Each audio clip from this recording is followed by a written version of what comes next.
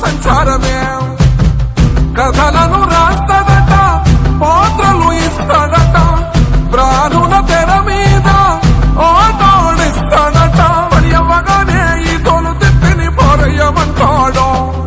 చింతకు మందం చింతవద్దంటూ పిలిపించుకుంటాడు ఆ కైలాస దేశము కంఠన విషము ఎవరమ్మ ఈ సంగమో మెడలోన సర్పము తల మీద జలము ఏందమ్మా ఈ చిత్రమో